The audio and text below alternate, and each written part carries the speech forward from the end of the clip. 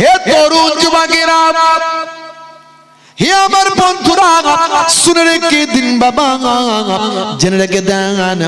হে দুনিয়ার মানুষ শুনুন, খলিফাতুল মুমিনিন আমিরুল মুমিনিন ভাই আমার খলিফায়ে সানি ওমর ফারুক রাদিয়াল্লাহু তাআলা আনহু একদিন মদিনার ভাই আমার জঙ্গলের ভিতর দিয়ে যাচ্ছেন বাবা, কোন এক কাজে রাস্তা দিয়ে হেঁটে হেঁটে যাচ্ছেন। এমন সময় বুঝতে পারলেন ওই জঙ্গলের ভিতরে একজন ভাই আমার অসুস্থ কমজোর মানুষ পড়ে আছে। হে যুবকেরা, হে আমার বন্ধুরা, ওই জঙ্গলের ভিতরে একজন অসুস্থ মানুষ একেবারে মাটির সঙ্গে লেগে গেছে, জমিনের সঙ্গে লেগে গেছে। একটা গাছের গোড়ায় একজন অসুস্থ কমজোর মানুষ ভাই আমার মাটির সঙ্গে যেন মিশে আছেন। এইভাবে একটা মানুষের ভাই আমার অস্তিত্ব তিনি বুঝতে পারলেন। কাছে গেলেন, কাছে গিয়ে দেখলেন আহারে এই মানুষটা হয়তো আর বেশিক্ষণ বাঁচবে না, এই মানুষটা হয়তো মারা যাবে। এই মানুষটার জন্য আমাকে একটু খাওয়ানোর ব্যবস্থা করতে হবে, যদি আমি একটু নেকি কামাতে পারি।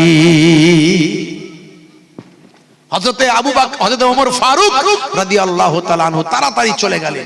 চলে গিয়ে একেবারে গলা গলা আমরা খাবার তৈরি করি না অসুস্থ মানুষের জন্য, খালি কোন রকমের দিলে যেন গিলে ফেলতে পারে, এই রকম গলা অল্প কিছু খাবার তৈরি করে নিয়ে এলেন। হে তরুণ যুবকেরা, হে আমার বন্ধুরা, হযরতে ওমর ফারুক রাদিয়াল্লাহু তাআলা আনহু এই গলা খাবারটা নিয়ে আস্তে আস্তে ওই মানুষটার মুখের ভিতর দিতে লাগলেন। যতই মুখের ভিতর দেবার চেষ্টা করেন মুখ থেকে বেরিয়ে যায়। ওই মানুষটার পেটের ভিতরে যাওয়ার মতো ক্ষমতা নাই, এতটাই সে অসুস্থ, খাবারটা গেলার মতো তার শক্তি নাই, কিন্তু সে মানুষটা এখনো বেঁচে আছে। হে তরুণ যুবকেরা, হযরতে ওমর ফারুক রাদিয়াল্লাহু তাআলা আনহু বারবার চেষ্টা করছেন একটু আগুলটা ভিতরে চেপে খাবারটা ভিতরে ঢোকানোর চেষ্টা করছেন। কয়েকবার ভিতরে দেওয়ার চেষ্টা করলেন, কিন্তু খাবারটা বের হয়ে গেল। শেষে যখন একটু প্রেসার দিলেন, ভিতর থেকে রক্ত বের হয়ে আসলো। হযরতে ওমর ফারুক বড় লজ্জিত হলেন, কষ্ট পেলেন। আহারে আহা, আমি মানুষটাকে কষ্ট দিয়ে ফেললাম, এ তো আমি নেকি করাতে গিয়ে গুনাহর কাজ করে ফেললাম।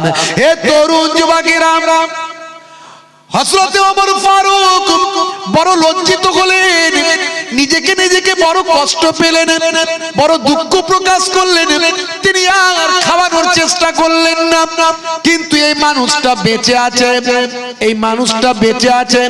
এখানে কিছু আসবাবপত্র এটা ওটা পড়ে আছে, যার দ্বারাই বোঝা যায় কোন মানুষ এসে এই মানুষটাকে নিশ্চয় খাইয়ে দিয়ে যায়, কিন্তু কি কায়দায় খাওয়া হয় এটা আমি বুঝতে পারছি না, আমার ধ্যান ধারণায় আসছে না কিভাবে মানুষটাকে খাওয়ানো যেতে পারে।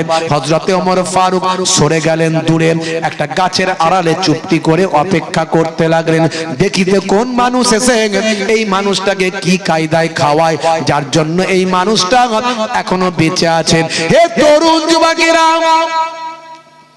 বহুক্ষণ অপেক্ষা করার পরে হযরতে ওমর ফারুক লক্ষ্য করলেন দূর থেকে একজন মানুষ, উস্কো খুস্কো চেহারা। হে তরুণ যুবকেরা, হাতে একটা তার টিফিন আছে। বন্ধুরা আমার, একেবারে নরমাল চেহারা নিয়ে উস্কো খুস্কো অবস্থায় হেঁটে হেঁটে আসছেন বহু দূর থেকে হন্তদন্ত হয়ে। হযরতে ওমর ফারুক গাছের আড়াল থেকে সব লক্ষ্য করলেন, ওই মানুষটা এলেন দূর থেকে। হযরতে ওমর ফারুক লক্ষ্য করছেন, ওই মানুষটা এসে টিফিনটা রাখলেন, রাখার পরে ওই মানুষটা যেমন ভাবে শুয়ে আছেন সেইভাবে ওই মানুষটার পাশে, সেই বৃদ্ধ মানুষটার পাশে, অসুস্থ মানুষটার পাশে এই আগন্তুক মানুষটা শুয়ে পড়লেন। শুয়ে পড়ে ওই যে টিফিন থেকে খাবার আছে, ওই গলা খাবারটা নিজের মুখে দিয়ে নিজের মুখের ভিতরে ঢুকিয়ে নিলেন, নিজের মুখের ভিতর ঢুকিয়ে ওই অসুস্থ রোগাক্রান্ত অসুস্থ বৃদ্ধ জয়ীব মাটির সঙ্গে মিশে যাওয়া মানুষটার মুখের সঙ্গে মুখটা লাগালেন। ভাই আমার মুখের সঙ্গে মুখটা লাগিয়ে নিজের মুখের খাবারটা পানির মতো করে তার মুখের ভিতর ঢুকিয়ে দিচ্ছেন। এইভাবে কিছু সময় ধরে অল্প কিছু খাবার নিজের মুখ দিয়ে তার মুখে খাবারটা ঢুকিয়ে খাওয়াচ্ছে। জোরে হবে না, আর জোরে হবে না। বন্ধুরা আমার, তরুণ যুবকেরা আমার, হে আমার মুরব্বিয়ানেরা, এমন সময় হযরত ওমর ফারুক চিন্তা করলেন ওই মানুষটাকে খাওয়ানো হয়ে যাওয়ার পরে যখন এই মানুষটা উঠে দাঁড়িয়েছে, অনেকটা দূর থেকে হযরত ওমর ফারুক লক্ষ্য করলেন মানুষটাকে তো বড় চেনা চেনা লাগছে। দেখি তো মানুষটাকে। গাছের আড়াল থেকে হযরত ওমর ফারুক বাইরে বের হয়ে এলেন। বাইরে বের হয়ে টুকটুক করে সেই মানুষ দুটোর দিকে হেঁটে হেঁটে গেলেন। কাছে গিয়ে দেখেন এই মানুষটা আর অন্য কেউ নন, ইনি হলেন তিনি আর অন্য কেউ নন, ইনি হলেন হযরতে আবু বকর সিদ্দিক রাদিয়াল্লাহু তাআলা আনহু। জোরে হবে না। পরবর্তীকালে খলিফায়ে আউয়াল যিনি হয়েছিলেন ইনি হলেন সে হযরতে আবু বকর সিদ্দিক রাদিয়াল্লাহু তাআলা আনহু। হযরতে ওমর ফারুক সেই সময় চোখ ভরা পানি নিয়ে বললেন, হুজুর আপনি তাহলে এই কায়দায় খাওয়ান। আমিও চেষ্টা করেছিলাম খাওয়ানোর, কিন্তু পারিনি।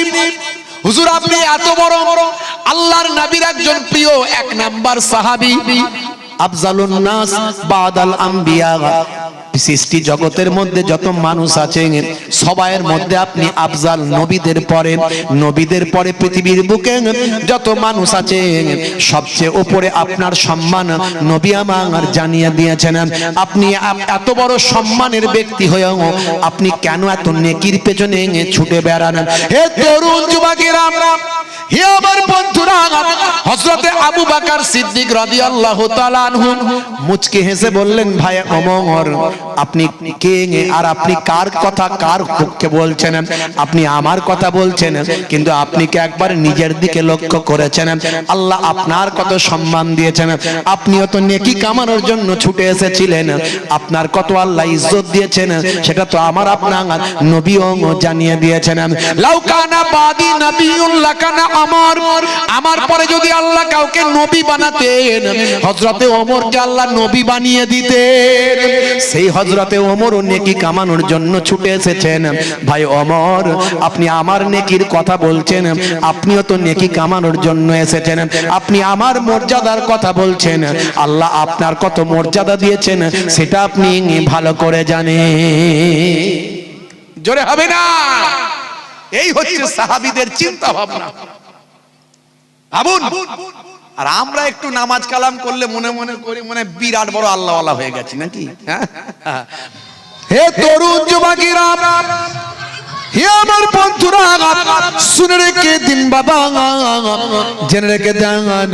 হে মুসলমান একটু লক্ষ্য করুন, আপনাকে আমাকে পৃথিবীর জমিনে আল্লাহ পাঠিয়েছেন কেবলমাত্র খেয়ে দিয়ে আরাম আয়েশ করে দুনিয়া ছেড়ে বিদায় নেবার জন্য নয়।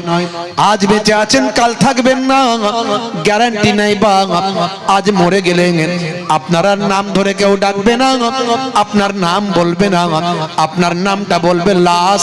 লাশটাকে নিয়ে আসো, লাশটাকে এদিকে নিয়ে যাও, লাশটাকে ডাকো, লাশটাকে নিয়ে আসো, লাশটাকে সরাও। হে তরুণ যুবকেরা, আপনার নাম হয়ে যাবে লাশ, আর লাশ কবরে যাওয়ার আগে চলে যাবে তার বাস। কথা ঠিক না ভুল বলেন? হে যুবকেরা, কিসের অহংকার, কিসের তাকাব্বুরি, কিসের আমিত্ব, কিসের তোমার ক্ষমতা, লোকবল, জনবল, অর্থবল, সম্পদ বল, পয়সা, আমিত্ব, শরীরের ক্ষমতা, তাকত। হে যুবক, কত মানুষকে তোমার সামনে তুমি মরতে দেখেছো, কত মানুষকে তুমি দাফন করেছো, কত মানুষকে মানুষকে তুমি কাফন পড়তে দেখেছ, কত মানুষের জানাজায় অংশ নিয়েছো। হে মানুষ, হে যুবক, তোমার আমিত্বকে মিটিয়ে দাও, তোমার অহংকারকে ধূলিসাৎ করে দাও, নিজেকে নরমাল মানুষ হিসাবে তুমি প্রকাশ করো, সাধারণ মানুষ হিসাবে প্রকাশ করো, দেখবে তোমার জীবনটা ধন্য হয়ে যাবে। হে তরুণ যুবকেরা, হে আমার বন্ধুরা, শুনে রেখে দিন বাবা, জেনে রেখে দেন। হে মুসলমান, একটু লক্ষ্য করুন, আল্লাহ বললেন বান্দারে, এই পৃথিবীর বুকে তোমাদের বেকার সৃষ্টি করেনি, তোমাদের সৃষ্টি করেছি কেবল মাত্র তোমরা আমার ইবাদত করবে। মা খালাকতুল জিন্না ওয়াল ইনসা ইল্লা লিয়াবুদুন। জিন জাতি এবং মনুষ্য জাতিকে আমার ইবাদতের জন্য সৃষ্টি করেছি, ইবাদত ছাড়া অন্য কোন উদ্দেশ্যে আমি আল্লাহ সৃষ্টি করিনি। বুঝতে পারছেন? এবার আপনি বলবেন, তাহলে ইবাদত মানে তো হুজুর নামাজ, তাহলে সব সময় কি নামাজ পড়বো নাকি? সব সময় কি রোজা রাখবো নাকি? প্রতিদিন রোজা রাখবো? সব সময় তেলাওয়াত করবো? তাহলে সংসারটা কি করে করব? কাজ কারবার কেমন করে করব? ব্যবসা বাণিজ্য কেমন করে করব? সন্তানদের মানুষ করব কিভাবে? হ্যাঁ, মনে রাখবেন, আপনি যা কিছু করবেন সবটাই যদি নবী আনার তরিকায় হয়, সবটাই আপনার ইবাদত বলে গণ্য হয়ে যাবে। জোরে বলা যাবে না সুবহানাল্লাহ? জোরে বলা যাবে না? হে তরুণ যুবকেরা, হে আমার বন্ধুরা, হে আমার মুরব্বিয়ানেরা, আমার আল্লাহ কোরআন মাজিদের ভিতরে বললেন, হে নবী, আপনি ওয়াজ করতে থাকুন, আপনি বক্তৃতা দিতে থাকুন, বক্তব্য দিতে থাকুন, ওয়াজ আপনি করতে থাকুন। ফাযাক্কির ফাইন্নাজ যিকরা তানফাউল মুমিনিন। You keep telling, believers will benefit. হে নবী, আপনি ওয়াজ করতে থাকুন, আপনার ওয়াজটা ঈমানদারদের উপকারে লাগবে। জোরে বলুন সুবহান। বন্ধুরা আমার, তরুণ যুবকেরা আমার, নবী আমার ওয়াজ করেছিলেন ইবাদত কাকে বলে। হে তরুণ যুবকেরা, আমি আপনি মনে করি শুধু নামাজ মানে ইবাদত। শুনে রেখে দেন, জেনে রেখে দেন, হে যুবকেরা, আমার আল্লাহ কোরআন মাজিদের ভিতরে জানিয়ে দিলেন, হে দুনিয়ার মানুষ শোনো, লাকাদ কানা লাকুম ফি রাসূলিল্লাহি উসওয়াতুন হাসানা। হে তরুণ যুবকেরা, হে দুনিয়ার মানুষ শোনো, তোমাদের জন্য তোমাদের নবীর মধ্যে আছে উত্তম হাসানা। তোমরা তোমাদের নবীর আদর্শকে ফলো করো, নবীর মধ্যে আছে উত্তম আদর্শ, উত্তম আখলাক। নবী যেভাবে কাজ করতে বলেন, নবী যেটা বলেন সেটা তোমরা শোনো। অন্য জায়গায় আল্লাহ বলছেন, মাইয়ুতির রাসূল ফাকাদ আতা আল্লাহ, যে আমার রাসূলের ইতাআতটা করলো, যে আমার রাসূলের তাবেদারিটা করলো, যে আমার রাসূলের গোলামিটা করলো, সে তো আমি আল্লাহ আমারই গোলামি করলো। জোরে হবে না? আর জোরে হবে না? নবীরাও যা শরীফ দেখে মন ভরে না, দিদার দাও গো শাহে মদিনা, দিদার দাও গো শাহে মদিনা। আরো শের মেঘমান করেছেন আল্লাহ, কত শান কত মান মোর কমলিওয়ালা।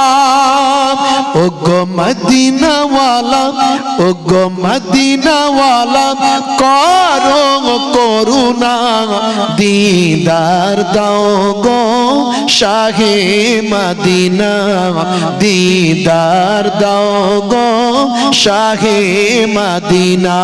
নবীর রওজা শরীফ দেখে মন ভরে না, দিদার দাও গো শাহে মদিনা। আল্লাহুম্মা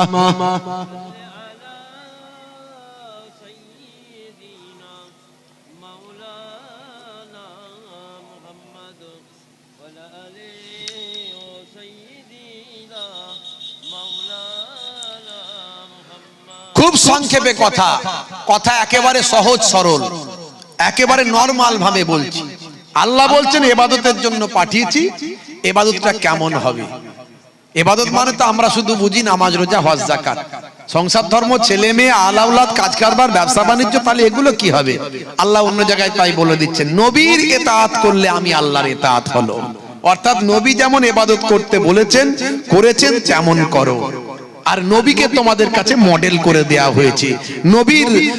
নবীর মধ্যে আছে উত্তম আদর্শ, নবী পাকের মধ্যে আছে উত্তম আদর্শ। জোরে বলুন সুবহানাল্লাহ।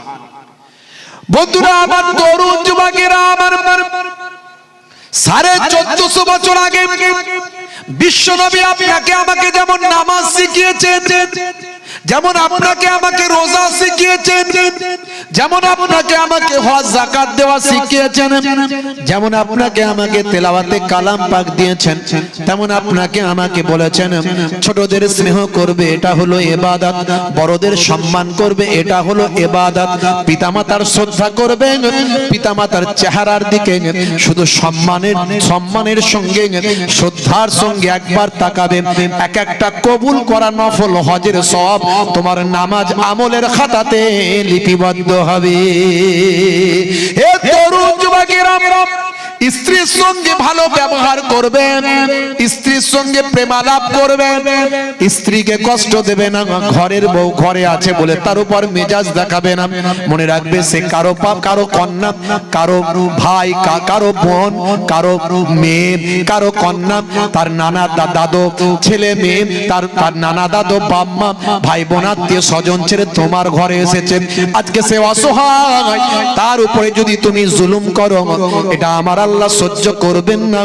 নবী আমার নিষেধ করেছেন, বরং নবী আমার বলেছেন মাঝে মাঝে ঘরে যখন থাকবে, ঘরটা তুমি একটু মাঝে মাঝে ঝাড়ু দেবে। ভাই আমার, ঘরে যখন থাকবে স্ত্রীর সঙ্গে ছোট ছোট কাজগুলোতে অংশ নেবে।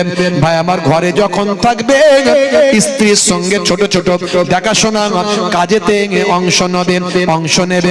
আল্লাহর নবী ঘরেতে স্ত্রীর সঙ্গে ছোট ছোট কাজগুলোতে স্বয়ং দয়ার নবী অংশগ্রহণ করতেন। ইয়াকুনু ফি মাহনাতি আহলিহি ওয়া ইয়াকুমুল বাইতা ওয়া ইয়াহলিবুনা সাতা ওয়া ইয়াখিতা সাওবাহু ওয়া ইয়াকসিফা নালাহু ওয়া ইয়াহমিলু বিজাতিন মিনাস সুক। আল্লাহর নবী ঘরেতে ছোট ছোট কাজগুলো করতেন স্ত্রীর সঙ্গে ছোট ছোট কাজে অংশ নিতেন। ঘরটা মাঝে মাঝে ঝাড়ু দিতেন। ওয়া ইয়াকুমুল বাইতা, মাঝে মাঝে ঘরটা ঝাড়ু দিতেন। মাঝে মাঝে নবী আমার ছাগলের দুগ্ধ দহন নিজে হাতে করতেন। ছেঁড়া জামাগুলো নিজে হাতে সেলাই করতেন। মাঝে মাঝে নবী আমার ওয়াইহামিলু বিজাতিন মিনাস সুক, নবী আমার বাজারটা নিজে হাতে করে বাড়িতে নিয়ে আসতেন। জোরে বলা যাবে না? করেছেন? ঘর ঝাড়ু দিয়েছেন মাঝে মাঝে? কি ঘর ঝাড়ু কোনোদিন দিয়েছেন কি?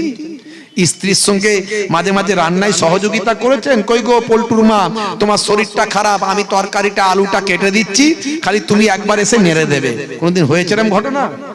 কি যে বলেন হুজুর আপনি, এগুলো সব মেয়েদের কাজ আর আমাদেরকে জিজ্ঞাসা করছেন? হ্যাঁ, কথা ঠিক না? আরে আপনি কত বড় সাহেব হয়েছেন ভাই, কত বড় সাহেব হয়েছেন। ডাক্তার সাহেব, মাস্টার সাহেব, উকিল সাহেব, নেতা সাহেব, মন্ত্রী সাহেব, এমএলএ সাহেব, এমপি সাহেব, হুজুর সাহেব, পীর সাহেব, মৌলী সাহেব, মুফতি সাহেব, হ্যাঁ, কত বড় সাহেব হয়েছেন। পৃথিবীর 200 কোটি মানুষ যে মানুষটাকে 24 ঘন্টা ফলো করে, আরো কয়েকশো কোটি মানুষ যে মানুষটাকে ভালোবাসে, আমার আপনার নবী পৃথিবীর সবচেয়ে বড় দামি লোক।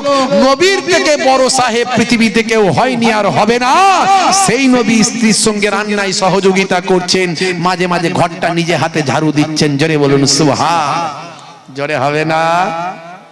আচ্ছা বলুন তো, স্ত্রীর সঙ্গে যদি আপনি মাঝে মাঝে ঘরটা ঝাড়ু দেন, রান্নায় কোনোদিন সহযোগিতা করেন, কই গো পল্টুর মা, তোমার শরীরটা খারাপ, আমি একটু আলুটা কেটে দিচ্ছি, বলেন, আচ্ছা বলেন তো এতে প্রেম বাড়বে না কমবে? একটা কথা বলেন না বাপ। না বিরামপুরের মানুষ, বিরামনগরের মানুষ আমাকে মনে হয় পছন্দ হয় না, মনে হয়, তাই তো নাকি?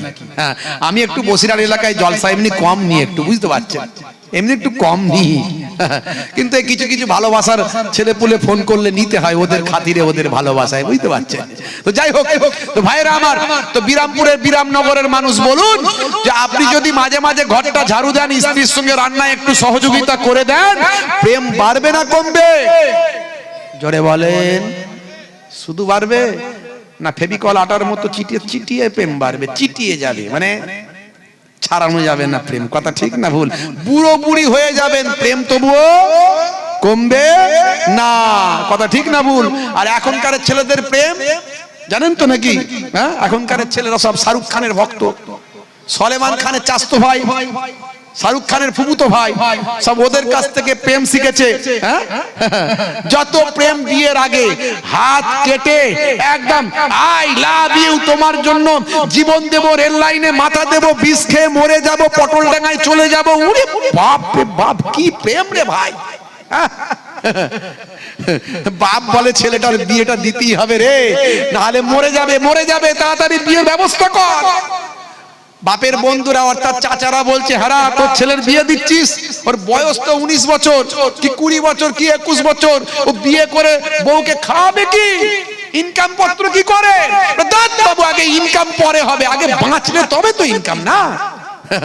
ভাইরা আমার, ছেলের ধরে বেঁধে বিয়ে দিয়ে দিল, 1 বছর 2 বছর 3 বছর যেতে না যেতে একটা দুটো বাচ্চা কাচ্চার বাম্মা হলো, ব্যাস কোথায় এত প্রেম ভালোবাসা সব কোনটা দিয়ে চলে গেল। রাত্রে 9টার পরে যখন ঘরের পাশ দিয়ে লোক যায়, ঘরের ভিতর থেকে 220 আর 440 আওয়াজ হয়, ডিসুম ডাসাম ডিসুম ডাসাম। বুঝতে পারছো কি হয়েছে? বলে লেগে গেছে খেল। এত প্রেম, সব প্রেম শেষ, ওয়ান নাই।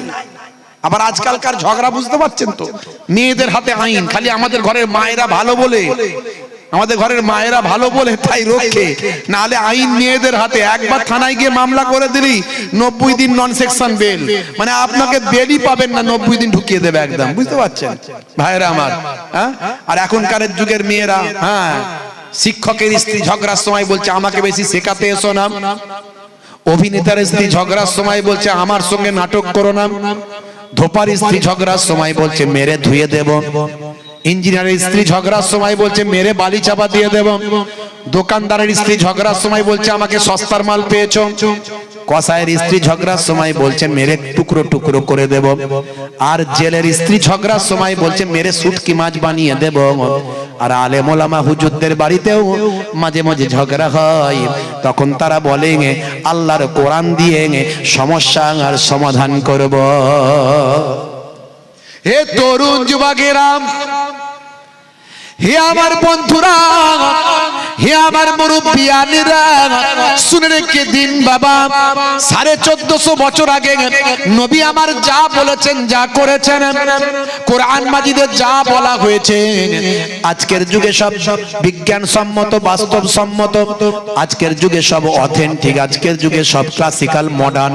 হে তরুণ যুবকেরা, এরই জন্য কেসি আজকেলের মতো মানুষ, টাইসানের মতো মানুষ, গ্যারি মিলারের মতো মানুষ, মাধুরী কুট্টির মতো মানুষ, জেনিফারের মতো মানুষ, মিস্টার ভাই আমার রিচমন্ডের মতো মানুষ, মিস্টার ব্রেইলের মতো মানুষ, ভাইরা আমার মিস্টার, হে তরুণ যুবকেরা, গ্যারি মিলারের মতো মানুষ, হে যুবকেরা, ডক্টর মরিস বুকাইলির মতো মানুষ, পৃথিবী বিখ্যাত বিখ্যাত ওয়াতার পণ্ডিত, নায়ক গায়ক খেলোয়াড় প্লেয়ার মেসুত ওয়াজিলের মতো মানুষ, সাদিও মানের মতো মানুষ, হোমিওপ্যাথির জনক হ্যানুম্যানের মতো মানুষ, মাইকেল জ্যাকসন পপ তারকা মাইকেল জ্যাকসনের মতো মানুষ, সানা আলী খান ভাই আমার পৃথিবী বিখ্যাত ফিল্ম স্টার সানা আলী খানের মতো মানুষ, পৃথিবীর কত বড় বড় খেলোয়াড় ভাই আমার হাসিম আমলার মতো মানুষ, জুনায়েদ জামশেদের মতো মানুষ, তারা আজকে আমার দয়ার নবীর শিষ্য হয়েছে, কোরআনকে তারা বুকে ধরেছে, মাথায় ধরেছে,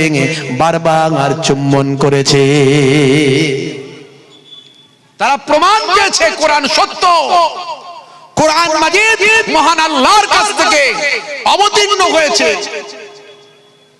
আর এই একটা এমএলএ বেরিয়েছে, আপনারা জানেন, হ্যাঁ, দীর্ঘদিন ধরে, অনেক দিন থেকে ইসলাম নিয়ে কটু কথা বলবি, ইসলামের পিছনে লাগবি। হ্যাঁ, আচ্ছা বলুন তো, কোন ব্যক্তি কারো পিছনে কখন লাগে? কখন লাগে জানেন? শুনে রাখুন, কোন ব্যক্তি কারো পেছনে কখন লাগে? যখন সে এগিয়ে যায়। যে এগিয়ে যাচ্ছে তার পেছনে লাগছে না, লাগবে কি করে? কথা ঠিক না ভুল? ইসলাম এগিয়ে যাচ্ছে, সারা পৃথিবীর মানুষ কোরআনকে ভালোবাসছে, তাই এরা কোরআন থেকে মানুষকে মুখ ঘুরিয়ে রাখানোর জন্য কোরআনের বিরুদ্ধে, কোরআনকে মিথ্যা, ভাই আমার, কোরআনকে মিথ্যা প্রতিপন্ন করার চক্রান্ত করছে, কোরআনকে একটা হিংস্র কিতাব হিসাবে প্রতিপন্ন করার চেষ্টা করছে। তবে আল্লাহ যা করে ভালোর জন্যই করে। যেভাবে হইচই পড়েছে, মানুষ লুকিয়ে হোক আর প্রকাশ্যে হোক, স্বেচ্ছায় হোক অনিচ্ছায় হোক, তারা কিন্তু কোরআন কিন্তু একটু পড়া সবাই শুরু করবে। কথা ঠিক না ভুল বলেন? জোরে বলেন। এটা আবু জাহিল আবু লাহাবরা করত। নবী যখন মানুষকে কোরআন শোনাতো, নবীর কোরআন শুনে সবাই নবীর ভক্ত হয়ে যেত, কোরআনকে বিশ্বাস করত। তখন আবু জাহিল আবু লাহাবরা বলতো এটা জাদু করা গ্রন্থ, এটা মিথ্যা গ্রন্থ।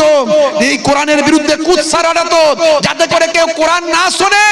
অথচ নবী যখন বাড়িতে বসে বসে রাতের বেলা কোরআন মাজিদ তেলাওয়াত করতেন, নবীর সুমধুর কণ্ঠে কোরআনের মাধুর্য শোনার জন্য আবু জাহিল আবু লাহাবরা নবীর ঘরের পাশে এসে লুকিয়ে লুকিয়ে কোরআনের তেলাওয়াত শুনে মানসিক শান্তি লাভ করত। জোরে হবে না? সময় এসে গেছে, সবাই কোরআন পড়বে। এবার আমরাও চাই কোরআন পড়ুক, আমরাও চাই সবাই কোরআন পড়ুক, দেখুক কোরআনের মধ্যে কি লেখা আছে। আমরা চাই তো। আলহামদুলিল্লাহ, আমরা যেটা করতে পারিনি সেটা ওয়াসিম সরকার করে দিয়েছে। এই কাজটা অসীম সরকার করে দিয়েছে। তাই আমি বলি, আল্লাহ যা করে বান্দার ভালোর জন্য করে। মানুষ হয়তো কোরআন পড়তো না, কিন্তু অসীম সরকার যা করলো, এতে সবাই একটু খুঁজে দেখবে কোরআনে সত্যি কি লেখা আছে।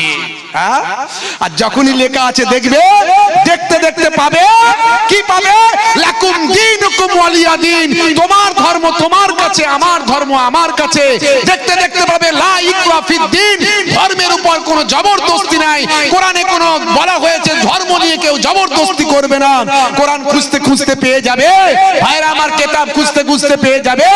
একজন নিরীহ মানুষকে হত্যা করা মানব জাতি হত্যা করার সমান, একজন নিরীহ মানুষকে রক্ষা করা মানব জাতি রক্ষা করার সমান।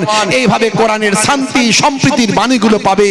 তারা বুঝতে পারবে যে ওয়াসিম সরকার যে আয়াতটা নিয়ে কমপ্লেন করেছে, এই আয়াত আজকের জন্য, আজকের দিনের জন্য নয়, এর আগেও বহু মানুষ তারা কোরআনকে ঠিকভাবে পড়তে না পারার কারণে, বুঝতে না পারার কারণে, ব্যাখ্যা ঠিক মতো না জানার কারণে তারা এই আয়াত নিয়ে বারবার কমপ্লেন করেছে এবং সুপ্রিম কোর্টে মামলাও করেছে। সুপ্রিম কোর্ট বারবার কোরআন মাজিদকে ক্লিন চিট দিয়েছে। এই কদিন আগে হাসিব ভাই আমার, ওয়াসিম রেজভি, আপনারা জানেন ওয়াসিম রেজভিকে দিয়ে এই ওয়াসিম সরকাররা মামলা করিয়েছিল সুপ্রিম কোর্টের 26টা আয়াত নিয়ে। সুপ্রিম কোর্ট ওয়াসিম রেজভিকে বলেছিল, আপনি যে মামলাটা করেছেন আপনার জানা নাই কোরআন সম্পর্কে, আপনি পড়েননি। আপনার যে কমপ্লেন করেছেন সূরাগুলো, আয়াতগুলো নিয়ে, সেই আয়াতগুলোর আগের আয়াত আর পরের আয়াত যদি আপনি পড়তেন, আপনার সমস্যার সমাধান হতো। আপনি মামলা করে বড় ভুল করেছেন, পৃথিবীর 200 কোটি মানুষের ভাবাবেগে আঘাত করেছেন। তাই হে ওয়াসিম রেজভি, আপনাকে 50,000 টাকা জরিমানা করা হলো। মনে রাখবেন, ওয়াসিম রেজভির উপর জরিমানা করেছিল সুপ্রিম কোর্ট, তিরস্কার করেছিল। আর আল্লাহ বলছেন, যে আমার কোরআনের বিরুদ্ধে লাগবে আমি তার নাম ঠিকানা বদলে দেব। ওয়াসিম রেজভির নাম ঠিকানা আজকে চেঞ্জ হয়ে গেছে, আপনি ভালো করে খবর নিন, চেঞ্জ হয়ে গেছে। আমার বড় মনে হচ্ছে এই কি বলেন, এই যে এর প্রতি যে আল্লাহ কি করবেন সেটা খুব তাড়াতাড়ি হয়তো আমরা দেখতে পাবো। যাই হোক, তবে কিন্তু পরোক্ষভাবে ভালোই হয়েছে আমি বলবো, বুঝতে পারছেন? হ্যাঁ, উনি যে আয়াতটা নিয়ে কমপ্লেন করেছেন, ওটা একটা যুদ্ধের ব্যাপারে আল্লাহ রাব্বুল আলামিন বলেছেন। যুদ্ধ চলছে তখন একটা যুদ্ধের প্রেক্ষাপট।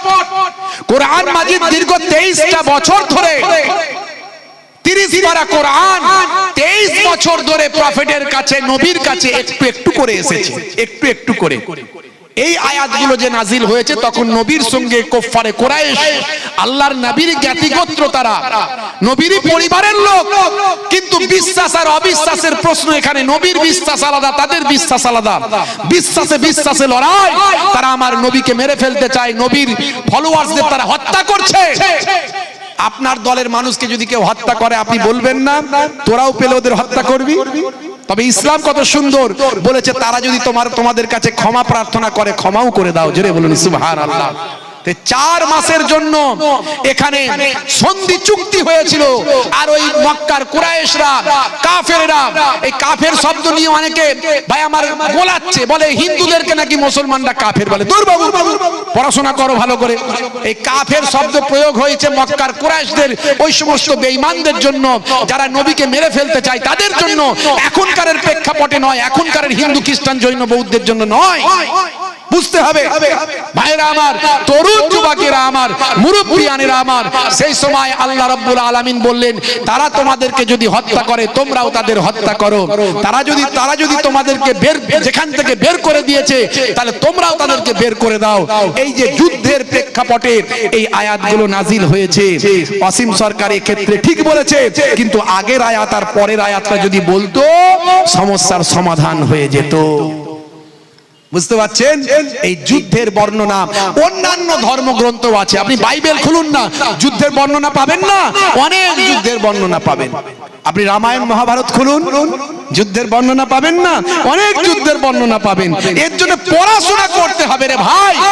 কোরআন মাজিদটাকে নিয়ে রিসার্চ করলে আপনি এখান থেকে বিভিন্ন সাবজেক্ট তৈরি হয়ে যায়। কোরআন মাজিদকে আপনি ছোটখাটো জিনিস ভাবছেন? একজন ফিলোসফার তার দৃষ্টিকোণ দিয়ে দেখবে কোরআন মাজিদ একটা দর্শনের কিতাব, সেখান থেকে দর্শনের একটা সাবজেক্ট তৈরি হয়ে যায়।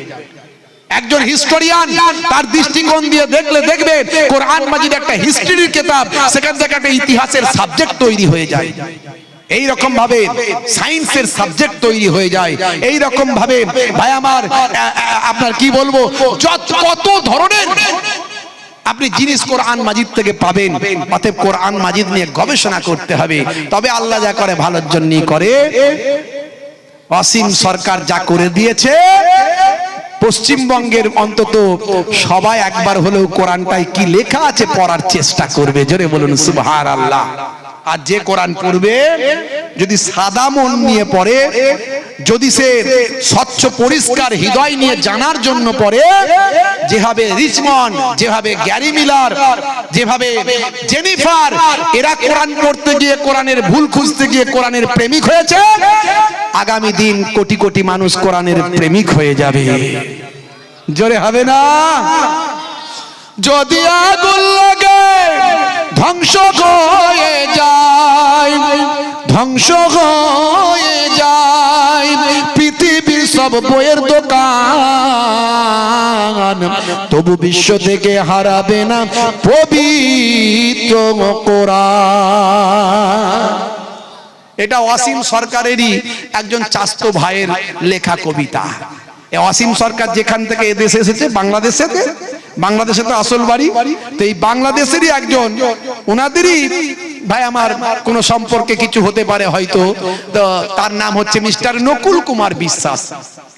ইনি একজন ভালো মানুষ, প্রত্যেকটা ধর্মকে শ্রদ্ধা করেন, সম্মান করেন।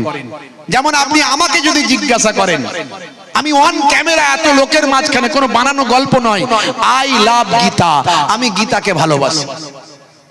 আপনাদের কি মনে হচ্ছে গীতাকে যদি মহেবুল্লাহ হুজুর ভালোবাসে বলছে, তাহলে মহেবুল্লাহ হুজুরের নিশ্চয় আর ধর্ম কিছু নাই, মনে হয় দিন থেকে, ইসলাম থেকে বেরিয়ে গেল নাকি? হ্যাঁ ভাই, আমি যদি গীতাকে ভালোবাসি, আমার ধর্ম শেষ হয়ে যাবে নাকি? কি মনে হচ্ছে এটা? আপনাদের এরকম কিছু মনে হচ্ছে? দেখছেন সবাই বলছে না না না, কোনো ব্যাপারই না। আমি গীতা পড়তেই পারি, গীতা থেকে অনেক কিছু জ্ঞান লাভ করতে পারি, আমি বাইবেল পড়তে পারি, আমি ত্রিপিটক পড়তে পারি, আমি জিন্দাবেশ পড়তে পারি, আমি যে কোনো কিতাব পড়তে পারি। আমি গীতাকে স্পেশাল শ্রদ্ধা করি। কেন বলুন তো? গীতাকে অন্য কিতাবের থেকে আরো স্পেশাল শ্রদ্ধা করি। তার কারণ হলো গীতার প্রতি আবেগ এই ভারতবর্ষের আমার হিন্দু ভাইদের, কোটি কোটি হিন্দু ভাইদের আবেগ গীতার প্রতি আছে। তা আমি যদি গীতাকে স্পেশাল ভাবে আরো বেশি করে শ্রদ্ধা করি, তাহলে আমার কোটি কোটি হিন্দু ভাইদের আবেগকে শ্রদ্ধা করা হলো। কথা ঠিক না ভুল বলেন? হ্যাঁ, এতে আমার জাত ধর্ম কিছু যাবে না। বুঝতে পারছেন কিভাবে রাজনীতি চলছে? সব রাজনীতির খেলা, সব রাজনীতির খেলা। হিন্দু মুসলমান ভাগ করো আর ভোট করো, ভোট করো, এই হচ্ছে খেলা। বুঝতে পারছেন? তো তোরা এমনি যা পারিস কর না, মানুষকে নিয়ে টানাটানি করছিস কেন? নিরীহ মানুষগুলো মারা যাচ্ছে। এই ধর্ম ধর্ম করতে গিয়ে এই রাজ্যের আফরাজুলকে পুড়িয়ে মেরে দিল, আখলাককে পিটিয়ে মেরে দিল, জুনায়েদকে পিটিয়ে মেরে দিল, আরো কতজনকে পিটিয়ে মেরে দিল, সব গরিব মানুষ। এই কদিন আগে বিহারের আতাহারকে পিটিয়ে মেরে দিল, তারপরে এই জুয়েল রানাকে এই মুর্শিদাবাদের দুদিন আগে পিটিয়ে মেরে দিল, আরো কতজন। এদেশে এই রাজ্যে চলছে, এই দেশে চলছে, আবার এদেশের খবর ওই দেশে যাচ্ছে, পাশাপাশি তো দেশ। ওই দেশে কি করছে? বলছে আমার মুসলমান ভাইকে পিটিয়ে মারছিস, দাঁড়া। বলে ওই দেশে দীপুকে পিটিয়ে মেরে দিল, অমৃতকে পিটিয়ে মেরে দিল। কি হচ্ছে বলুন এতে? এতে কি হচ্ছে? এতে তো গরিব মানুষগুলো মারা যাচ্ছে, কত মায়ের কোল খালি হয়ে যাচ্ছে। আহারে, কত দুঃখ লাগার কথা, কত হৃদয় বিদারক। একটা জীবন্ত মানুষকে কেউ মানুষকে মেরে ফেলতে পারে? মানুষকে কোনদিন মেরে ফেলতে পারে কেউ? কোনদিন দেখেছেন একটা কুকুরকে মেরে ফেলেছে? শুনেছেন কোনদিন? কুকুর হচ্ছে সবচেয়ে চতুষ্পদ প্রাণীর মধ্যে সবচেয়ে মানে কি বলবো, একদিকে যেমন মানে প্রভুভক্ত প্রাণী, আবার একদিকে কিন্তু সে জঙ্গলের ভিতরে পায়খানা খাওয়া প্রাণী। কথা ঠিক না বল? তাহলে যে প্রাণীটা জঙ্গলে পায়খানা খায়, এই প্রাণীটাও একটা কুকুর আর একটা কুকুরকে পিটিয়ে মেরে ফেলে না, কামড়ে মেরে ফেলে না, তার থেকেও নিকৃষ্ট হয়ে গেছে মানুষ। সেটা এ দেশে হোক আর ও দেশে হোক, মুসলমান বলেও আমার কাছে রেহাই নাই। কারণ ইসলাম বলেছে যে অন্যায় করেছে অন্যায়কে অন্যায় বলতে হবে, সেটা এ দেশে হোক আর সে দেশে হোক। ইসলাম শেখায়নি। আমার নবী যদি আজকে হায়াতে থাকতেন, নবী ক্ষমা করতেন। মসজিদে ইহুদি পেচ্ছাপ করেছে, আপনারা জানেন, মসজিদে ইহুদি পেচ্ছাপ করেছে। সাহাবারা রেগে উত্তেজিত, মানে ইচ্ছাকৃত ভাবে পেচ্ছাপ করেছে। হুজুর অনুমতি দিন, তলোয়ার দিয়ে গর্দানটা দুখানা করে দেব। আমার নবী বললেন দাঁড়াও, একটা কথা বলবে না, চেঁচামেচি করবে না, তাহলে ওর পেচ্ছাপটা ব্রেক হয়ে যাবে। পেচ্ছাপটা ব্রেক হয়ে গেলে স্বাস্থ্যের জন্য ক্ষতি হবে। আমার নবী কত বড় ডাক্তার, চিন্তা করুন। পেচ্ছাপ করতে করতে যদি সত্যি আটকে যায়, পেচ্ছাপ ব্রেক হয়, এটা স্বাস্থ্যের জন্য ক্ষতি। মেডিকেল সায়েন্স বলছে 1450 বছর আগে আমার নবীর কথা আজকের মেডিকেল সায়েন্স গ্রহণ করছে। আজকে আমার মেডিকেল সায়েন্সের সঙ্গে আমার নবীর কথা মিলে যাচ্ছে। আমার নবী বললেন দাঁড়াও, ওর পেচ্ছাপ করা হয়ে গেলে আমার কাছে নিয়ে আসো, যা বলার আমি বলবো। সাহাবায়ে কেরামরা একেবারে কি বলে স্তব্ধ হয়ে গেলেন। নবীকে কেমন তারা বিশ্বাস করতেন, কেমন মানতেন। এখন তো আমরা যোগ্য আলেম ওলামা হুজুরদেরকে মানি না। আর আমাদেরও যা হুজুররা হয়েছে এখন, এই হুজুর ওর বিরুদ্ধে, ওই হুজুর ওর বিরুদ্ধে, কাকে আর মানবে? তা আমরা চেষ্টা করছি, আমরা পরিবেশটা ঠিক করার চেষ্টা করছি আমাদের এই সংগঠনের মাধ্যমে। যাই হোক, তো আমার নবীকে তারা কেমন ফলো করতেন? নবী বলেছেন, সঙ্গে সঙ্গে সব স্টপ। আল্লাহর নবী তাকে বললেন, হে বাবা ছেলে, তুমি ইচ্ছাই বা অনিচ্ছাই পেচ্ছাপ করেছো আমাদের এই ইবাদতখানায়। তুমি তো জানো এটা আমাদের ইবাদতখানা। তোমাদেরও তো ইবাদতখানা আছে রে বাবু। বাবা, ইবাদতখানায় কখনো পেচ্ছাপ করতে নাই। যাও। আমার ফলোয়ার্সরা, আমার সাহাবীরা উত্তেজিত হয়ে গিয়েছিল, রেগে গিয়েছিল, তাদের আমি ঠান্ডা করে দিয়েছি। তুমি নিরাপত্তার সঙ্গে বাড়ি ফিরে যাও, তোমার গায়ে কেউ হাত দেবে না, আমি নবী তোমাকে ক্ষমা করে দিলাম। সেই ইহুদি বলে, আমি তো ইচ্ছাকৃতভাবে করেছি পেচ্ছাপ, আমি দেখতে চেয়েছি, আমি ইনজিল তাওরাত পড়েছি, ইনজিল তাওরাতে আমি জেনেছি যিনি শেষ যুগের, কলি যুগের, আখেরি যুগের যিনি নবী হবেন, তিনি হবেন দয়ার সাগর। তার মধ্যে অনেক দয়া, ক্ষমা, তার মধ্যে অনেক প্রেম থাকবে, তিনি মানুষকে ক্ষমা করবেন। তা আপনি যে আমাকে ক্ষমা করলেন, আমি বুঝে গেলাম আপনি প্রকৃত প্রফেট। আপনি না নবী হলে আবার কে নবী হবে? আপনার হাতে হাত দিয়ে আমি আপনার শিষ্যত্ব গ্রহণ করতে চাই। এই হলো নবীর ইতিহাস। এই ইতিহাস তো ভোলানো যাবে না। ইন্টারনেট সার্চ করুন, মোবাইলে দেখুন, পড়ুন। এখন তো নবীর জীবনী মোবাইলে প্রত্যেকেই যে যার প্রত্যেকে একটা করে অ্যাপ ডাউনলোড করতে পারে। কোরআন মাজিদের একটা করে অ্যাপ ডাউনলোড করতে পারে। এখন তো লুকানোর কিছু ব্যাপার নাই, জোর করে কিছু নাই, কেউ কাউকে বোঝানোর দরকার নাই, সবাই আমরা পড়াশোনা করতে পারি। হে তরুণ যুবকেরা, হে আমার বন্ধু বন্ধুরা শুনে রেখে দিন বাবা, জেনে রেখে দেন হে মুসলমান, লক্ষ্য করুন 1450 বছর আগে আমার আল্লাহ যা বলেছেন, আমার নবী যা বলেছেন, আজকের যুগে সব বিজ্ঞান আর বাস্তবতায় প্রমাণিত হয়েছে। 1450 বছর আগে পৃথিবীর বড় বড় ওয়াথার পণ্ডিতেরা তারা আমার নবীর শিষ্য হয়ে গেছেন, নবীর আখলাক নবীর চরিত্রে তারা মুগ্ধ হয়েছে। এ তরুণ যুবকেরা, আল্লাহর নবী শিখিয়েছিলেন, কি শিখিয়েছেন? আল্লাহর নবী শিখিয়েছেন, হে দুনিয়ার মানুষ শোনো, মুসলমানের উপর 5টা হক। হাক্কুল মুসলিমি আলাল মুসলিমে খামস, ভাই আমার রাদ্দুস সালাম, সালামের জবাব দেবেন, ওয়াইয়াদাতিল মারিজ, অসুস্থ মানুষকে দেখতে যাবেন, ওয়াইত্তিবাইল জানাইজ, জানাজায় অংশ নেবেন, ওয়াইজাবাতুদ দাওয়াত, দাওয়াত করলে দাওয়াত গ্রহণ করবেন, ওয়া তাসমিয়াতিল আতিক, যখন হাঁচ করবেন, হাঁচি হলে হাঁচির জবাবটা তুমি দেবে। হাঁচ করলে কি বলতে হয় বলেন? কি বলেন? আলহামদুলিল্লাহ। আর যে শুনবে সে কি বলবে? ইয়া রাহমুকাল্লাহ বা ইয়া রাহমাকুমুল্লাহ। জি হ্যাঁ, আল্লাহ তোমাদের উপর রহম করুন বা তোমার উপর রহম করুন। আর হাঁচ করলে বলে আলহামদুলিল্লাহ, সমস্ত প্রশংসা আল্লাহর। হাঁচ করলে কি বলবেন? আলহামদুলিল্লাহ, সমস্ত প্রশংসা আল্লাহর। এখন স্বাস্থ্য বিশেষজ্ঞ মাওলানা সাহেবকে বলছে, মাওলানা সাহেব আপনাদের নবী নামাজ শিখিয়েছে, নামাজের মধ্যে দেখছি সুন্দর ব্যায়াম আছে, দারুণ ব্যাপার। আপনাদের নবী ওযু শিখিয়েছেন, ওযুর মধ্যে দেখছি সত্যি এটা দারুণ উপকার। কারণ আমাদের যে অঙ্গগুলো খোলা থাকে আমাদের চোখের আড়ালে আমরা দেখতে পাই না, এমন অনেক জার, এমন অনেক জীবাণু আমাদের হাতে পায়ে মুখে এসে আটকে যায়। কিন্তু যখন 5 বার ধৌত করি, ওযু করেন, তখন জীবাণুগুলো সব ধুয়ে পরিষ্কার হয়ে যায়। তাহলে ওযুর মধ্যেও কত সুন্দর সিস্টেম। আপনার নবী শিখিয়েছেন রোজা, রোজা হচ্ছে অটোফেজি। অটোফেজি মানে আত্মভক্ষণ, একে ভাই আমার নিজেকে খেয়ে ফেলা। জাপানের বিজ্ঞানী ওসিনোরি এই অটোফেজি নিয়ে গবেষণা করে নোবেল প্রাইজ পেয়েছেন। তো এই অটোফেজি মানে আত্মভক্ষণ। জীবিত কোষ খাদ্য না পেয়ে মৃত কোষগুলোকে খেয়ে শরীরকে আবার নতুন করে শক্তিশালী করে দেয়, ক্যান্সারের মতো ভয়ঙ্কর জীবাণু থেকে বাঁচিয়ে দেয়। তো আপনার নবী রোজা শিখিয়েছেন, রোজার মধ্যেও সায়েন্স আছে। আপনার নবী যা শিখিয়েছেন, ডান দিকে কাত হয়ে ঘুমাতে বলেছেন, এর মধ্যেও বিজ্ঞান আছে, সায়েন্স আছে। বাম দিকে হার্ট, কেউ বাম দিকে কাত হয়ে ঘুমালে হার্টে প্রেসার পড়তে পারে। হার্টের কাজ হলো ব্লাডকে পাম্পিং করে শরীরের বিভিন্ন অর্গানগুলোতে পৌঁছে দেওয়া। 50, 60, 70 কেজি 80 কেজি ওজনটা যদি হার্টে পড়ে, তাহলে ব্লাডকে সাপ্লাই দিতে অসুবিধা হতে পারে, একদিকে প্যারালাইসিস হতে পারে, অসুস্থ হতে পারে, শরীরে রোগ হতে পারে। আপনার নবী বলেছেন ডান দিকে কাত হয়ে ঘুমানো প্র্যাকটিস করো। একদিন দুদিন নয়, মাত্র 21টা দিন প্র্যাকটিস করলে দেখবেন আপনি যখনই শুবেন অটোমেটিক আপনার নার্ভ আপনাকে ডান দিকে কাত করে দেবে। জোরে বলুন সুবহানাল্লাহ। তো আপনার নবী যা শিখিয়েছেন, বসে পেচ্ছাপ করতে শিখিয়েছেন। বসে পেচ্ছাপ করি তো নাকি আমরা, না দাঁড়িয়ে চালাই? একটু হাহু দেন না। কিছু ছেলে আছে না, নাই, জিন্সের প্যান্ট পরে, বসে পেচ্ছাপ করার ক্ষমতা নাই, ও দাঁড়িয়ে দাঁড়িয়ে চালায়। যখনই ট্যাঙ্কের পানি ভর্তি হয় পাইপলাইন চালিয়ে দেয়। কথা ঠিক না ভুল? আছে না নাই? আজকালকার পোলা দেখো সঠিক পথে চলে না, পিতামাতা গুরুজনের কথা তারা শোনে না।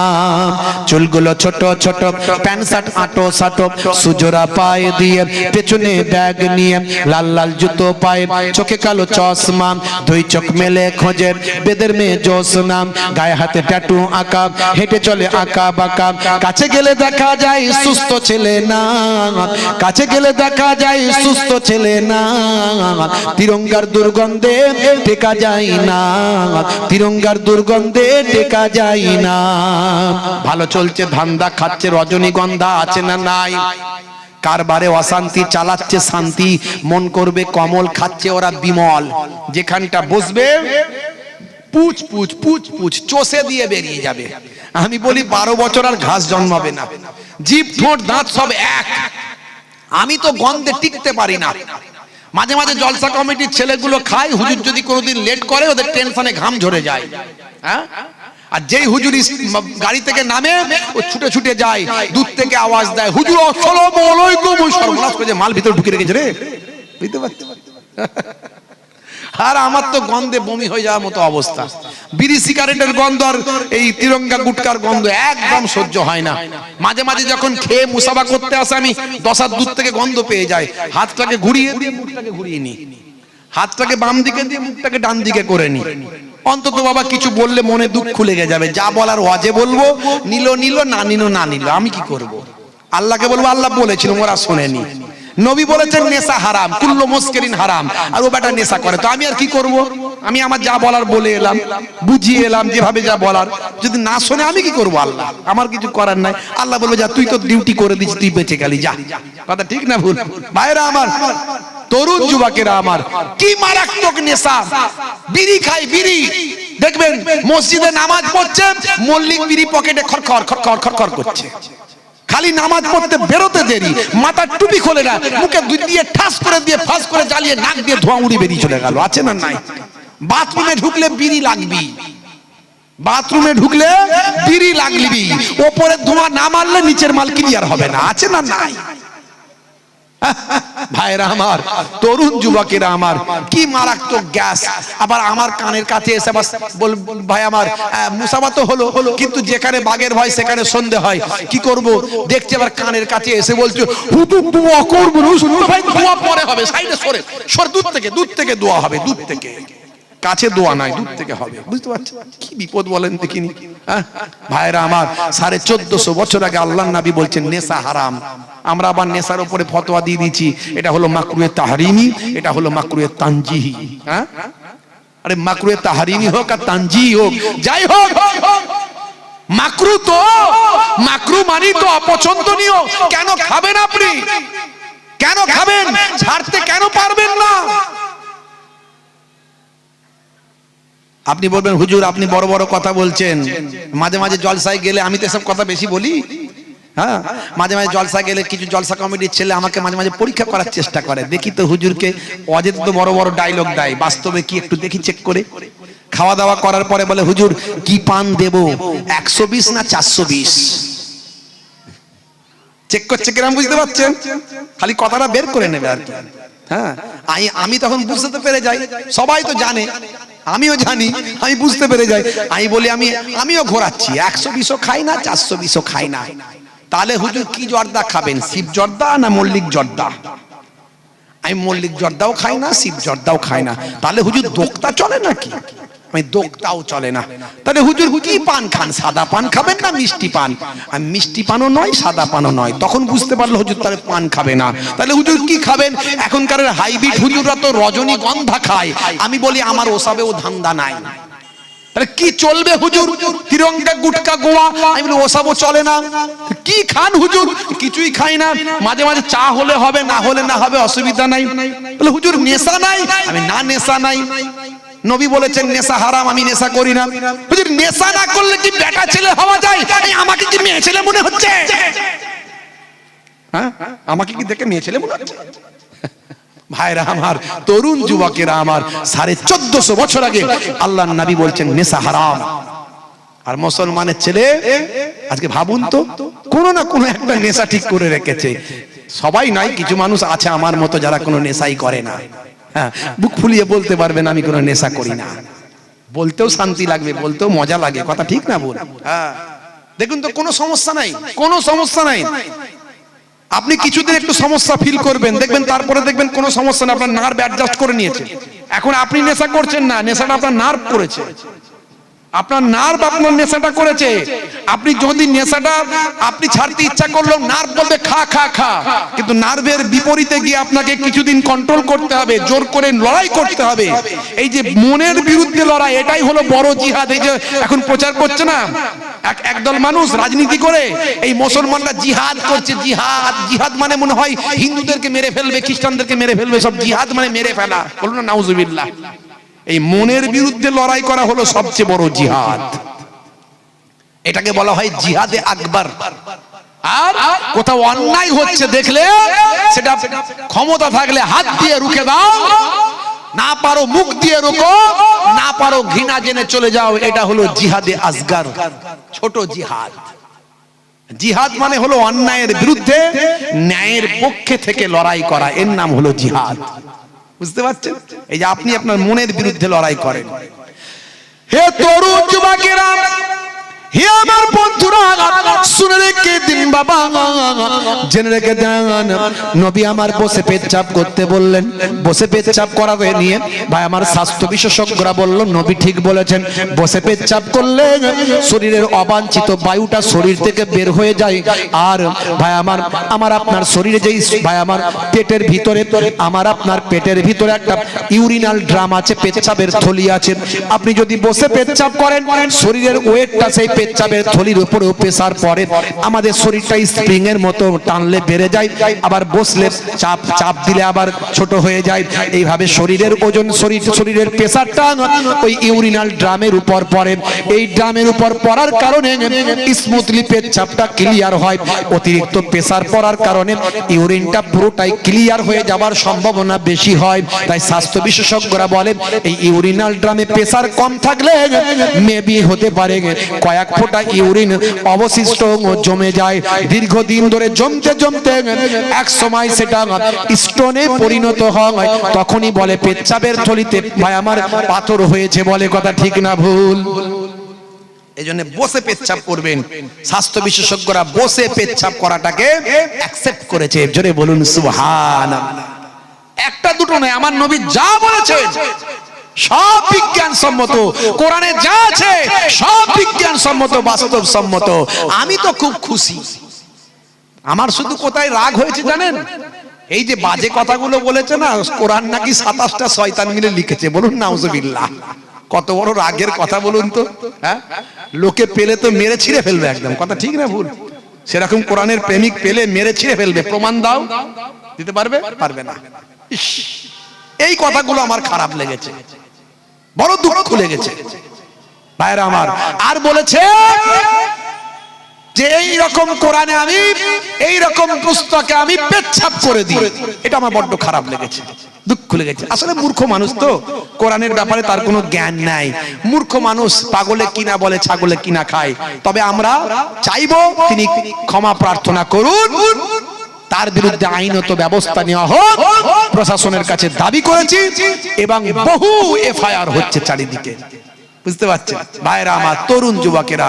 তবে একটা জিনিস তিনি ভালো করেছেন, যেভাবে কোরআন নিয়ে প্রশ্ন চিহ্ন তৈরি করেছেন, এতে সবাই অন্তত একটু হলেও কোরআনটা পড়বে। এটা আমার বড় ভালো লাগছে, এটা আমার বড় ভালো লাগছে।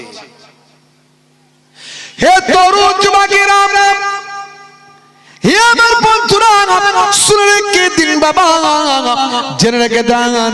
স্বাস্থ্য বিশেষজ্ঞ বললেন আপনার কোরআনে যা লেখা আছে, আপনার নবী যা বলেছেন, হে মাওলানা সাহেব, সবের মধ্যে বিজ্ঞান বাস্তবতা পাওয়া যায়, কিন্তু আপনাদের নবী শিখিয়েছেন হ্যাচ্ছ করে আলহামদুলিল্লাহ বলো।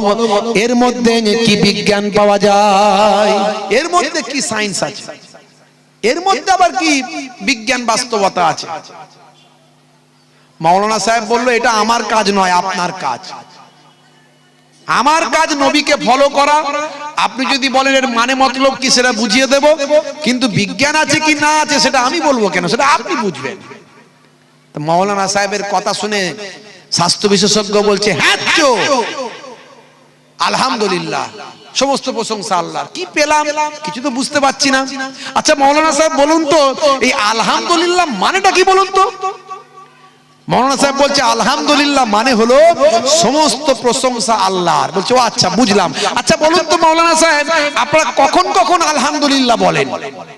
মাওলানা সাহেব বলছে যখন আমরা খুশি হয়ে যাই, কোন বিষয়ে যখন আনন্দিত হয়। আমার ছেলে পরীক্ষা দিচ্ছে, ভালো রেজাল্ট করেছে, আমরা বলি কি? যারা বলেন আলহামদুলিল্লাহ নাকি ইন্নালিল্লাহ? কি বলি? হ্যাঁ কি বলি? হ্যাঁ বলেন, হ্যাঁ জোরে বলুন আলহামদুলিল্লাহ। হে তরুণ যুবকেরা, আপনার ছেলে ভালো পরীক্ষায় পাস করেছে, কি বলবেন? জোরে বলুন না, কি বলবেন? আপনার ছেলে চাকরি পেয়েছে, কি বলবেন? করিম চাচা মারা গেছে, কি বলবেন? আলহামদুলিল্লাহ। কে বলছে আলহামদুলিল্লাহ? ইন্নালিল্লাহ বলবেন, তাই তো? হ্যাঁ, জায়গা জানতে হবে কোনটা কোনখানে লাগাতে হবে, নাহলে বিপদ আছে। ডিস্ক ব্রেক না মারতে পারলি অ্যাক্সিডেন্ট, ডিস্ক ব্রেক না মারতে পারলি অ্যাক্সিডেন্ট। কথা ঠিক না ভুল? তাহলে সবে সিস্টেম আছে বাপ, জানতে হবে। ওয়াসিম সরকার তো এগুলো জানে না। করিম চাচা মারা গেছে, সেখানেও বলছে ইনশাআল্লাহ। মানে সেরকমই ঘটনা আর কি, মানে জাস্ট ফর এক্সাম্পল। হ্যাঁ, করিম চাচা মারা গেছে বলছে সুবহানাল্লাহ, মানে জাস্ট ফর এক্সাম্পল। এরকমই হয়েছে কেসটা, এই যে ওনার কেসটা যেটা ঘটেছে না, ঠিক এরকম কেস। এই জন্য বাবা সব যেটা জানো না সেটা নিয়ে বলো না বাবা। আমি যদি গীতা নিয়ে কথা বলতে চাই, আমার তো মূর্খামির পরিচয় দেওয়া হবে, কারণ আমি সে বিষয় নিয়ে স্টাডি করিনি। তবে আমি গীতা শ্রদ্ধা করি, আমি গীতা শ্রদ্ধা করি, আমি বাইবেল শ্রদ্ধা করি, আমি ত্রিপিটক শ্রদ্ধা করি, আমি বেদ শ্রদ্ধা করি, কারণ এটা হাজার হাজার কোটি কোটি মানুষের আবেগ জড়িয়ে আছে। কিন্তু আমি যদি সেটা নিয়ে কোনো ভুল ভ্রান্তি কথা বলতে যাই, আমাকে সে বিষয়ে অনেক জ্ঞান অর্জন করতে হবে, অত সহজ নয়। না হলে আমার অমুসলিম ভাইরা আমাকে ছেড়ে কথা বলবে নাকি? ছেড়ে কথা বলবে? থানায় থানায় মামলা, এতদিন জেলে, কথা ঠিক না ভুল? ওয়াসিম সরকার তো এমএলএ এখনো জেলে যাচ্ছে না, কি হবে কে জানে। হে তরুণ যুবকেরা, হে আমার বন্ধুরা, হে আমার মুরব্বিয়ানেরা, শুনে রেখে দিন বাবা, জেনে রেখে দেন। হে মুসলমান, একটু লক্ষ্য করুন। এমন সময় স্বাস্থ্য বিশেষজ্ঞ বললেন, হে মাওলানা সাহেব, আপনার নবী শিখিয়েছেন যখন খুশি হয়ে যাবেন তখন আপনি আলহামদুলিল্লাহ বলবেন। আপনি হ্যাচ্চ করলেন, হ্যাচ্চ করে কি খুশি হলেন যে আলহামদুলিল্লাহ বললেন। মাওলানা সাহেব বললেন, এটা আমার কাজ নয়, হ্যাচ্চ করে কি খুশি হয় সেটা আপনার কাজ, আপনি বের করে। মানুষ হ্যাচ্চ করলে কি খুশি হয় সেটা আপনার কাজ, আপনি বের করেন। আমাকে নবী বলতে বলেছে, আমি বলি। আমি নবীর শিষ্য, আমার নবী আমার গুরু যা করতে বলেছে তাই করি। ও কি হয় না হয় আমার দেখার দরকার নাই। আপনার যদি ইচ্ছা যায় আপনি গবেষণা করে বের করুন, আপনার মনে হয়েছে বের করুন। হে তরুণ যুবকেরা, স্বাস্থ্য বিশেষজ্ঞ গবেষণা শুরু করলেন, দীর্ঘদিন ধরে গবেষণা করলেন। গবেষণা করে মাওলানা সাহেবকে হাসতে হাসতে বললেন, মাওলানা সাহেব পেয়ে গিয়েছি। কি পেলেন? বলে পেয়ে গিয়েছি আপনার নবী শিখিয়েছেন যখন মানুষ খুশি হয়ে যায় তখন সে আলহামদুলিল্লাহ বলে, আল্লাহর প্রশংসা করে, মহান আল্লাহর কৃতজ্ঞতা জ্ঞাপন করে। আপনার নবী শিখিয়েছেন যখন তুমি খুশি হয়ে যাবে তখন মহান আল্লাহর প্রশংসা করবে, আলহামদুলিল্লাহ বলবেন, সব তারিফ আল্লাহ কে লিয়ে বলবেন, আল্লাহর প্রশংসা করবেন। হে মাওলানা সাহেব শোনেন, আপনি বলার পর আমি গবেষণা শুরু করলাম। হ্যাচ্চ করলের মধ্যে কি খুশি হয় যে মানুষ আলহামদুলিল্লাহ বলবেন, মুসলমান আলহামদুলিল্লাহ বলেন। আমি গবেষণা করে পেলাম যখন হ্যাচ্চ করা হয় তখন আমাদের শরীর থেকে অনেক জীবাণু বেরিয়ে যায়, আর এরই খুশিতে আপনার নবী আলহামদুলিল্লাহ শেখায়। জোরে হবে না? আরে জোরে হবে না? হ্যাঁ, দেখবেন হ্যাচ্চ করার পরে শরীরটা হালকা হয় না, হয় না? একটু ফ্রেশ হয় না, হয় না? মেডিকেল সায়েন্স বলছে আমাদের অনেক জীবাণু বেরিয়ে যায়, তাই কারোর দিকে মুখ করে হ্যাচ্চ করবেন না। মুখে হাত দিয়ে কিংবা কাপড় দিয়ে কিংবা অন্যদিকে মুখ করে, যাতে করে আপনার জীবাণু অন্যের কারো শরীরে না যায়। জেনে বলুন সুবহানাল্লাহ। হে তরুণ যুবকেরা, এগুলো সবই ইবাদত। হ্যাচ্চ করে আলহামদুলিল্লাহ বলবেন ইবাদত। আল্লাহ বললেন ইবাদতের জন্য সৃষ্টি করেছি, ইবাদত ছাড়া অন্য কোনো উদ্দেশ্য নয়। তবে ইবাদত গুলোর মধ্যে সবচেয়ে বড় ইবাদত হলো নামাজ। কথা ঠিক না ভুল? মুসলমানের ছেলে নামাজ ছেড়ে দিয়েছে, আছে না নাই? বান্দা নামাজ পড়ো আকেরে ধরো, ছেড়ো না নামাজ জীবনে, করো না কাজা হবে যে সাজা,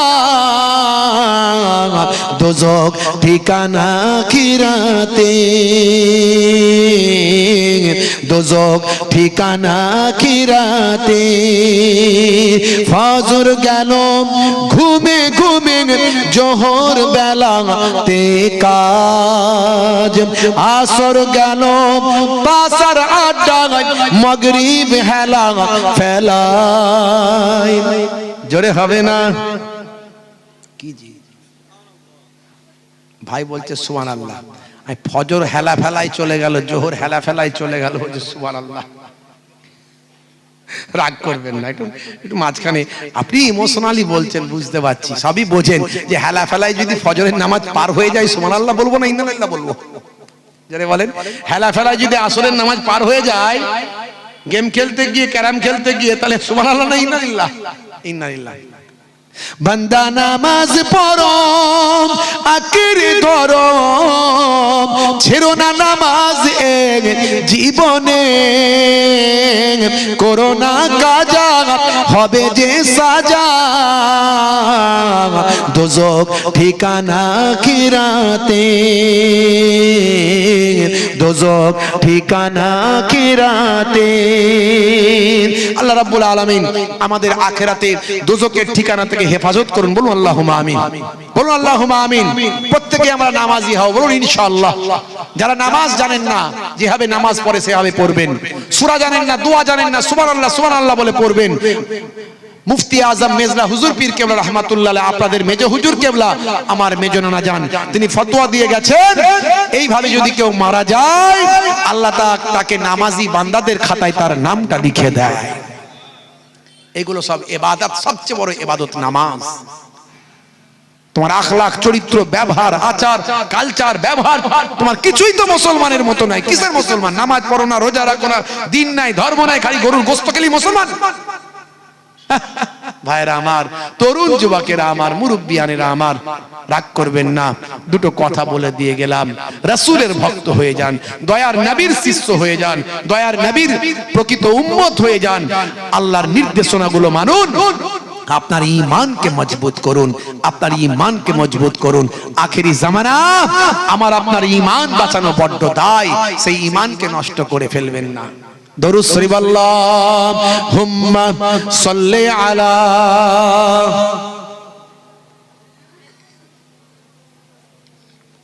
ওয়া আলা আলিহি।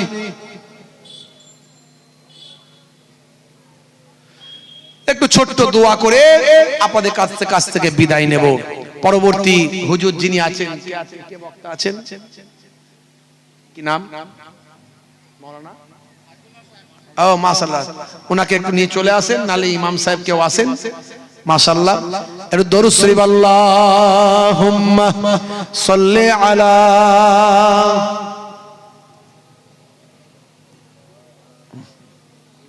মাশাআল্লাহ। ঠিক আছে, ঠিক আছে, একটু ছোট করে দোয়া চাই। আল্লাহুম্মা আমিন। রব্বানা আতিনা ফিদ দুনিয়া হাসানা ওয়া ফিল আখিরাতি হাসানা ওয়া কিনা আযাবান নার। রব্বানা যালামনা আনফুসানা ওয়া ইন লাম তাগফির লানা ওয়া তারহামনা লানাকুনান্না মিনাল খাসিরিন। আল্লাহুম্মা ইগফির লি হাইয়িনা ওয়া মাইয়িতিনা ওয়া শাহিদিনা ওয়া গায়িবিনা ওয়া সাগীরিনা ওয়া কাবীরিনা ওয়া যাকারিনা ওয়া উনসানা। আয় রাব্বি, আল্লাহ রাব্বি মাবুদ, আয় রাব্বি স্রষ্টা, আয় রাব্বি প্রভু, এই পাক মাহফিলকে কবুল ও মঞ্জুর করুন আল্লাহ। আরো বেশি বেশি করে মানুষকে ওয়াজ শোনার তৌফিক দান করুন আল্লাহ, শুনে বুঝে আমল করার তৌফিক দান করুন আল্লাহ। খাস করে আমার কিছু বলতে টলতে ভুল ত্রুটি মার্জনা করে যদি কিছু সওয়াব দিয়ে থাকেন, এই সওয়াবখানাকে আমাদের নবী, নবীদের নবী, নূর নবী হুজুরের রূপাকে মদিনাতুল মুনাওয়ারায় সওয়াবখানা পৌঁছে দিন। এই সওয়াবখানাকে বাড়িয়ে দিয়ে বাবা আদম আলাইহিস সালাতু ওয়াস সালাম থেকে तमाम নবীন, সিদ্দিকিন, শুহাদা, সালিহিন হুজুরদের রূপাকে সওয়াবখানা পৌঁছে দিন। এই সওয়াবখানাকে বাড়িয়ে দিয়ে আহলে বায়াত পাক পাঞ্জাতন, খাস করে আপনার নবী, আপনার রাসূল, আপনার নবীর কলিজার টুকরা কন্যা খাতুনে জান্নাত আম্মা জান ফাতেমা তুজ জোহরা রাদিয়াল্লাহু তাআলা আনহা, আপনার নবীর জামাতা আসাদুল্লাহিল গালিব শেরে খোদা আলী মুর্তজা কারামাল্লাহু ওয়াজহু, আপনার নবীর কলিজার টুকরা দুইজন নাতি নওয়াসায়ে রাসূল হযরত ইমাম হাসান, ইমাম হুসাইন রাদিয়াল্লাহু তাআলা আনহুমা, এই পাঁচজন হলেন পবিত্র পাক আহলে বায়াত পাক পাঞ্জাতন হুজুরদের আরওয়া পাকে এ সওয়াব খানা পৌঁছে দিন। খাস করে ওলিদের বাদশা গাউসে আজম বা বরফির আব্দুল কাদের জিলানী আল বাগদাদি, হিন্দুল ওলি খাজা গরিব নওয়াজ মাইনুদ্দিন চিশতি আজমিরি সঞ্জারি, নিজামুদ্দিন আউলিয়া খাজা বাকিবুল্লাহ ওয়ালি কালান্দার সানাউল্লাহ পানিপত্তি, আহমদ শাহ সুলতান শাহ, হাজী আলী শাহ, মাওলানা আলী শাহ, ফাতেহ আলী ওয়াইসি। খাস করে এই সওয়াবখানাকে বাড়িয়ে দিয়ে আমার আল্লাহ আমাদের চোখের মনি, মাথার তাজ, বাংলা আসাম বাংলাদেশ অখণ্ড ভারতবর্ষের কোনায় কোনায় যিনি দিন পৌঁছেছিলেন, শরিয়ত পৌঁছেছিলেন, ইসলাম পৌঁছেছিলেন, সকলের দাদা হুজুর আমার পন্নানা জান হুজুরের রূপাকে এসাওয়াবখানা পৌঁছে দিন। মাশাআল্লাহ ভাইরা আমার আল্লাহ পাঁচ হুজুর কেবলা, নানা জান ছোট হুজুর কেবলা রহমাতুল্লাহ আলাইহি, খাস করে আমার পূর্বপুরুষ যারা আহলে বায়াতের খানদান ছিলেন, ইরানের কেরমান থেকে করিসন্ডা হয়ে পীরনাগার হরিণখোলা দরবার শরীফ, খাস করে পর্দাদা জান সৈয়দ শাহ ওসমান আলী কেরমানি আল হাসানি আল হুসাইনি পর্দাদা জান হুজুরের রূপাকে সব খারাপ, দাদা জান পীরনগরী হুজুর, খাস করে আল্লাহ আমার হরিণখোলা দরবার শরীফের আশেপাশে, হরিণখোলা দরবার শরীফে বিভিন্ন গোরস্থান নেক বান্দা ওলিয়া আউলিয়া রাখা আল্লাহ, এই বসিরহাট এলাকায় বসিরহাট আল্লামা হুজুর গোরাচাঁদ আব্বাসী হুজুর 24 পরগনা জমিন যত আপনারা ওলিয়া আউলিয়ার আরাম ফরমাচ্ছেন আল্লাহ, খাস করে আমরা যারা এখানে হাজিরা দিচ্ছি আমাদের বাপকুল মাকুল শ্বশুরকুল শাশুড়িকুল সব খারাপ আল্লাহ, জালসা কমিটি, মসজিদ কমিটি, মাদ্রাসা কমিটির জাযা বদলা দুনিয়া আখিরাতে দান করে আল্লাহ। আমার পরবর্তী বক্তা জনাব হযরত মুহতারাম মাওলানা সাইফুল্লাহ সাহেব আল্লাহ আমার অত্যন্ত প্রিয় মানুষ, ওয়াজ নসিহত করবেন, সুন্দর করে তাকে বলিয়ে দিন, দিনের ইসলামের খাদেম হিসাবে কবুল করুন, জাযা বদলা দুনিয়া আখিরাতে দান করুন আল্লাহ। আমার পাশে সভাপতি সাহেব বসে আছেন আল্লাহ, মুরব্বী সাহেব বসে আছেন আল্লাহ, দিনের খাদেম ইসলামের জাযা বদলা দুনিয়া আখিরাতে। শেষ দোয়া মরতে আমাদের হবে, মৃত্যু ছাড়া কেউ রেহাই পায়নি আর পাবো না। মওতটা যখন আমাদের দেবেন, রাস্তাঘাটে পড়ে যেন মওতটা না হয়, অ্যাক্সিডেন্ট মওত দেবেন না, হঠাৎ মৃত্যু আমাদের দেবেন না, ক্যান্সার টিউমার প্যারালাইসিসে মওত যেন না হয়, বেইজ্জতির মওত দেবেন না, কুকুর শুকরের মতো রাস্তার ধারে মরে না পড়ে থাকি। মওতটা যখন আমাদের দেবেন যেন রমজান মাস হয়, জুম্মার দিন হয়, রোজা রাখা অবস্থায় পাক কালেমা শরীফ পড়তে পড়তে আপনার নবীর চাঁদ মুখখানা দেখতে দেখতে মওতটা নসিব করে দিন। আমিন আমিন আমিন আমিন আমিন লা ইলাহা ইল্লাল্লাহু মুহাম্মাদুর রাসূলুল্লাহ সাল্লাল্লাহু আলাইহি ওয়াসাল্লাম। কেউ ডাউটি করবেন না, মজলিস নষ্ট করবেন না, সুন্দর একটা